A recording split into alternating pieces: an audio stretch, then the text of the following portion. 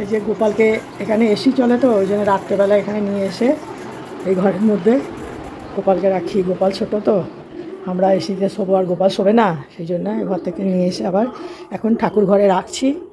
এবার গোপাল ঘুমাচ্ছে এখনও পর্যন্ত, এবার গোপালকে উঠাবো। ওঠো গোপাল,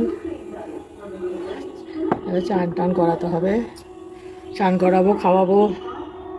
আমার তো মনে হয় সব ঠাকুরকেই একটু পাখা চালিয়ে দিই, সারা রাত গরমে ভোগে। হ্যাঁ, সব ঠাকুরকে একটু পাখা টাখা চালিয়ে দিই,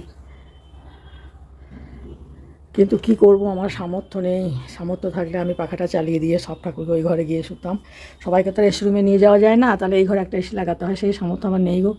তো অনেকে বিশ্বাস করে না, ভাবে আমার অনেক পয়সা, কিন্তু আমি তো জানি বাড়ির লোকে অনেকেই ভাবে যে আমার অনেক টাকা পয়সা, আমি খুব কৃপণ। সে ভাবুক, ঈশ্বর জানে, গোপাল জানে, ঠাকুর জানে যে আমার কত পয়সা আছে। ঠাকুর জানলেই সব। আবার কি আমি কি করছি না করছি, আমার ঠাকুর সব দেখছে।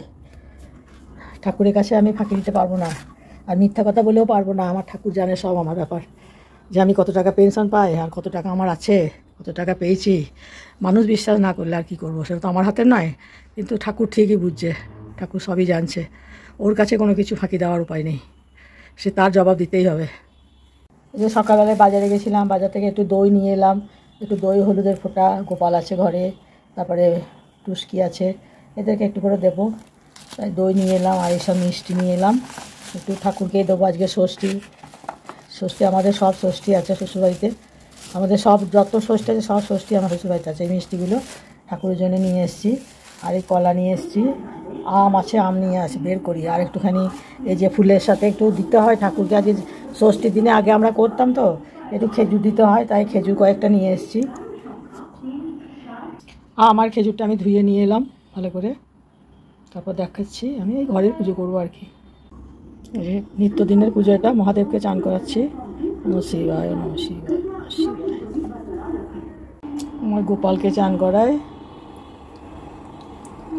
যা গরম পড়েছে। যে তারাপীঠ থেকে মায়ের চরণটা নিয়ে এসেছি, শনি মঙ্গলবার করে আমি চরণটা ধোয়াই। এই যে একটু দই হলুদের ফোঁটা দিতে হয়, আমাদের প্রতিটা ষষ্ঠীতেই দই হলুদের ফোঁটা লাগে। তো আগে যখন আমার বিয়ের পর আমরা খুব গেছি ষষ্ঠীতে, হ্যাঁ ষষ্ঠীতে ওখানে যাওয়া হয়ে যায়, কিন্তু তারপরে আর কলকাতায় চলে আসার পরে আর যাওয়া হয়নি। না তো আগে আমরা ষষ্ঠীতে যেতাম বাপের বাড়ি। গোপালকে দিই ষষ্ঠীর ফোঁটা, একটু আমার বাবাকে দিই, গোপালকে একটু ভালো করে দিয়ে দিই ষষ্ঠীর দিনে ষষ্ঠীর ফোঁটা। এই আমার ছেলে, সন্তানের মতোই দেখি। বাবাকে যখন দিলাম তখন শ্বশুরমশাইকে দিতেই বাকি আছে, তো শ্বশুরমশাই কপালে দিয়ে দিই। আর তো এমনিতে কাউকে দিতে নেই। বাবাকে আমি দিতাম বরাবর ফোঁটা, বাবা মা মা করে ডাকতো, মুখৈরানি মা এসব বলে ডাকতো বলে বাবাকে আমরা বরাবর ফোঁটা দিয়েছি।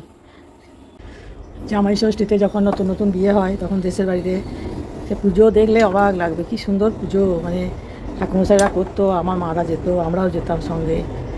ওখানে নানান রকম পাখা দিয়ে এই দিয়ে অনেক রকম লাগে সব ষষ্ঠীতে। তো আমি হাওড়া কোয়ার্টারেও আমার হয়েছে কিছুদিন, তারপরে আর এখন আর হয় না। তো যাই হোক, আমি এই ঘরের মধ্যেই করে নিলাম, যখন যেমন তখন তেমন সে তো মানতেই হবে বলো। ওই ঘরে গোপাল আছে, সব ঠাকুর আছে, গুরুদেব আছে, এই যে আমার গুরুদেব, সব ঠাকুরই আছে ঘরে। শাশুড়ি মা, বাবা, শ্বশুরমশাই, সবারই ছবি রেখেছি। এবার গোপালকে একটু খাইয়ে দিতে হবে।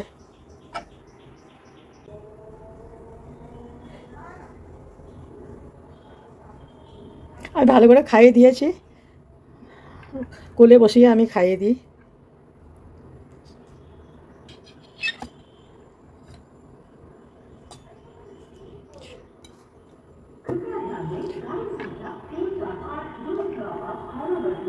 যে সব ঠাকুরের পুজো হয়ে গেল আমার।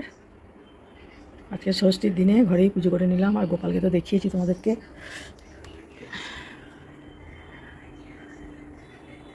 ঘরে পুজো সেরে নিলাম।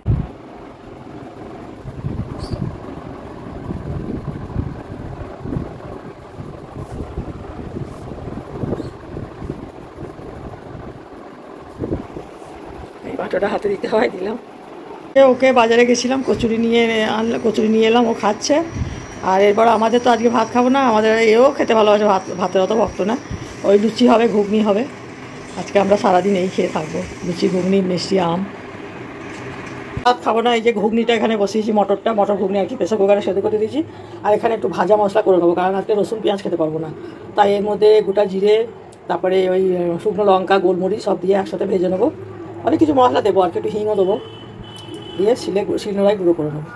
মশলাটা আমি শিলনোড়ায় বেটে নিই, গুঁড়ো করে নিই। আমি নিরামিষ করবো তো, তাই আদাটা একটুখানি ভেজে নিই। ভাজা মশলা দিয়ে দিয়েছি। এই যে আমাদের ষষ্ঠীর দিনে আজকে এটাই খাওয়া হবে, নিরামিষ ঘুগনি করলাম, ঘুগনি আর এই লুচি। এই বেলাকার মতো হলো, ওবেলায় আবার এটাই খেতে হবে, মানে বানাতে হবে আর কি, বানিয়ে এটাই খেতে হবে, ভাত খেতে পারবো না। আমার এই ছোট ভিডিওটা কেমন লাগলো জানাবে। ষষ্ঠীর দিনে আমরা জামাই ষষ্ঠী তো হয়, কিন্তু আমাদের প্রতিটা ষষ্ঠী আছে। ষষ্ঠীর দিনে আমরা ভাত খেতে পাই না, মানে অন্ন খেতে পাই না। এই লুচি মিষ্টি আম একটু ঘুগনি বানিয়েছি। কেমন লাগলো ভিডিওটা জানাবে, একটা করে লাইক দিও, পাশে থেকো। বাই।